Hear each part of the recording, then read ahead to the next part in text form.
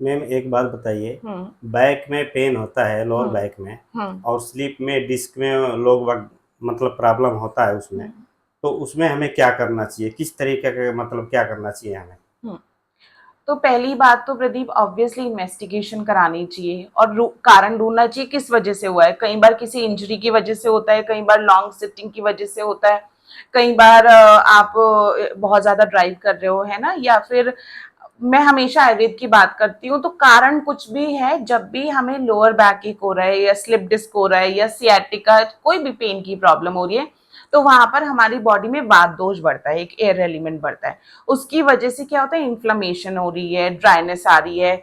और जब भी ड्राइनेस होगी, इन्फ्लेमेशन होगी, तो पेन हो गई है ना, कई बार उस पर्टिकुलर एरिया में हो गई, या फिर कई बार तुमने सुना होगा कि दर्द रेडिएट करता है ना, कमर से कूल्हे जी में हाँ, आ जी रहा हाँ। है, कई बार पेशेंट कहते हैं उसी जगह हो रहा है। तो कारण क्या है, पहले तो कारण जानने की जरूरत है, उसके बेसिस पे हम पंचकर्मा में तुम तो थेरेपी करते ही हो, है ना। जी, जी हाँ। जैसे हम कटिवस्ती कर रहे हैं, इमीडिएट पेन रिलीफ करने के लिए हम अग्नि कर्म कर रहे हैं, हम विद कर्म कर रहे हैं, है ना। और ये तो मानसून का सीजन है, पुराने सारे दर्द निकल के आते हैं, बढ़ते ही हैं जी। वर्षा ऋतु में।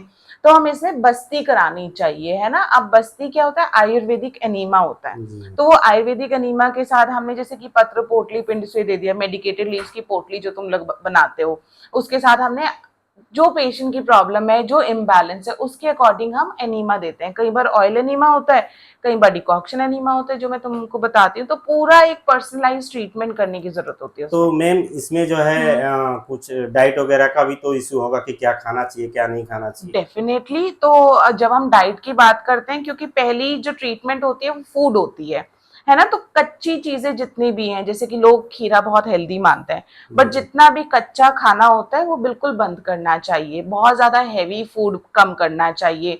मेजरली तो जो जूसेस है, स्मूदीज है, ठंडा खाना है ना, वो बंद करके हल्का खाना, गर्म खाना, फ्रेशली कुक्ड खाना, ये चीजों पे ज्यादा फोकस करना चाहिए। और साथ में थोड़ा सा घी ऐड करना चाहिए, कच्चा बिल्कुल बंद। हम तो कराते हैं अपने पेशेंट को, तुम जी बताइए। मैम।